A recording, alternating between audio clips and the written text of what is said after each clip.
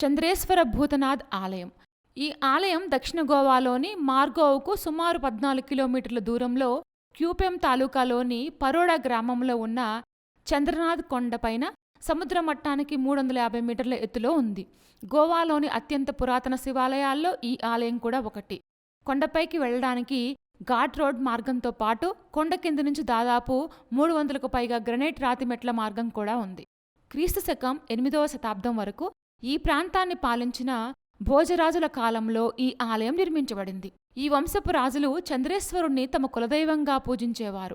భోజరాజులు తమ ఆరాధ్య దైవమైన చంద్రేశ్వరుని పేరు మీదగానే తమ రాజధానికి చంద్రపూర్ అనే పేరు పెట్టారు.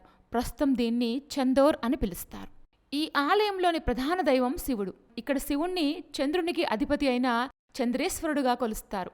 గర్భగుడిలో శివలింగం సహసిద్ధమైన రాతితో ఏర్పడిన స్వయంభూలింగం. పౌర్ణమి రోజుల్లో చంద్రుని కిరణాలు నేరుగా గర్భగుడిలోని శివలింగంపై పడేలా ఈ ఆలయాన్ని అద్భుతంగా నిర్మించారు. ఆ సమయంలో లింగం నుంచి నీటి చుక్కలు స్రవిస్తాయని ఇక్కడి వారి నమ్మకం. ప్రధాన ఆలయానికి పక్కనే శివుని మరో రూపమైన భూతనాథ్ ఉపాలయం కూడా ఉంది. అందుకే ఈ ఆలయాన్ని చంద్రేశ్వర భూతనాథ్ ఆలయం అని కూడా పిలుస్తారు.